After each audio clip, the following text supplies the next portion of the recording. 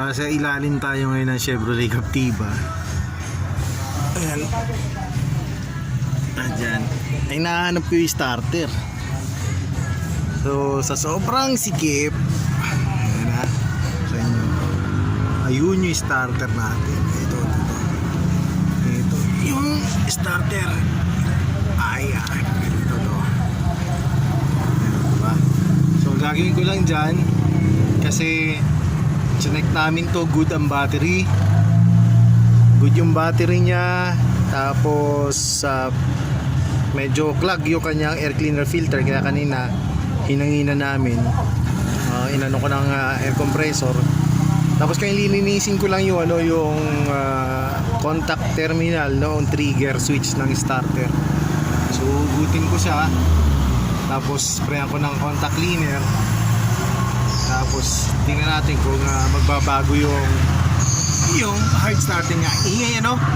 Ingay kasi nasa tabi ako ng kalsada. So yan na yung yung connector ng trigger switch ng starter. Bugahan ko lang ng contact cleaner at saka yung so ayun yung tornilyo nalilinisin ko yung contact. So I hope after nito okay na siya. Linisin natin to contact nito.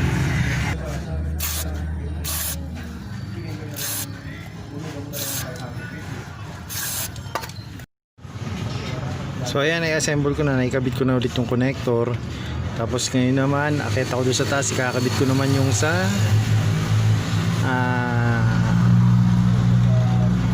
ano tawag doon? Stoplight switch.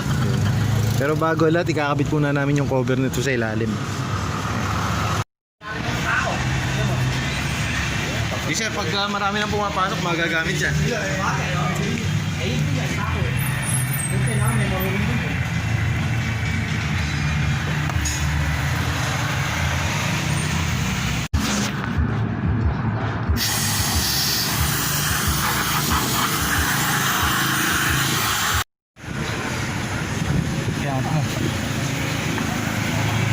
Dito ang labat sa baba.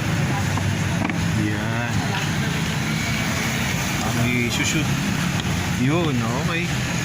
Pwede yung tornilyo.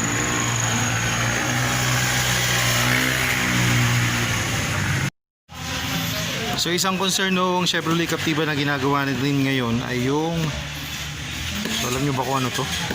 Stoplight switch nya. Yung pagka nagpreno ka, iilaw yung kulay red na ilaw doon sa may taillight, yung maliwanag. So nangyayari kasi pag umapak sa preno yung client natin, tapos nirelease niya na, umiilaw pa rin, nakailaw pa rin yung kanyang stoplight o yung brake light switch niya. So ang ginawa ko, nilinis ko din ito ng contact cleaner. Tapos itatry natin kung mawawala yung ganong yung concern ng client natin. Okay, kabit na natin to, nalinis ko na to.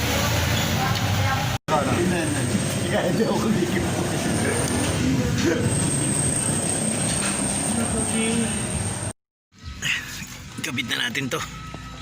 Papakita ko sa inyo kung saan nakakabit.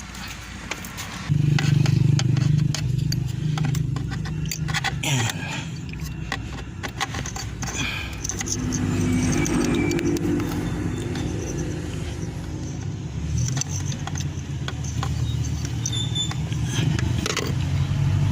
Tag. Oh, yeah. Yun. Doon siya nakakabit na gano'n. So ayan, nakakabit na ulit yung brake light switch o yung stop light switch. Sana hindi na siya namamakat. Lagi ko pag nakita nyo yung mga pawis ko na yan, alam niyo na kung gaano kahirap ikabit at tanggalin yan.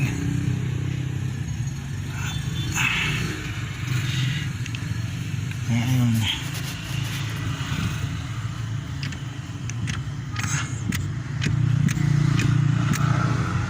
Okay na. Makikita nyo yung mga gasgas na yan, no? ganyan katalim yung mga pyesa doon sa loob. Sa ilang taon ko na pagmimekaniko sa Chevrolet, isa yan sa mga napansin ko.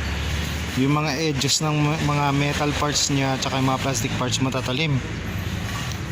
Lalo nung naggalas ako ng fan, nagpalit ako ng fan o tsaka front shroud ng Chevrolet Trailblazer. Ayan na, puro ganyan din, matatalim. So ingat-ingat lang mga ka-Carfix. Nakapress po yung preno natin. O sige, release.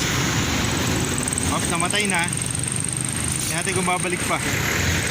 Kaya pa, pinapakan mo? O di kaya pa ulit. Hintay mo yung sasabihin ko, ha. Naka-release na yan. Hapak. Kaya release. Off, wag mo na. Hindi natin kung babalik pa. Pinapakan mo? O yan, bumabalik pa. Ibig sabihin na may problema na switch. Kapal tayo yung switch. So nilinis din namin yung mga battery terminal. Yan, nilihan namin. Kasi napansin ko baka nag-undercharging yung battery. Kaya nahirapan siya mag-start.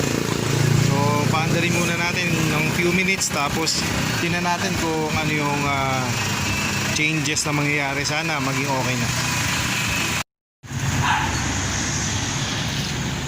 Okay sir, switch on sir. Tingnan natin kung one click na.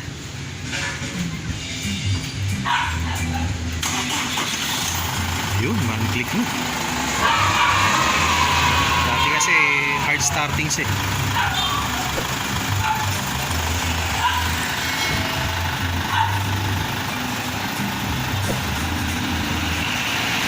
Ayos na sir, ano?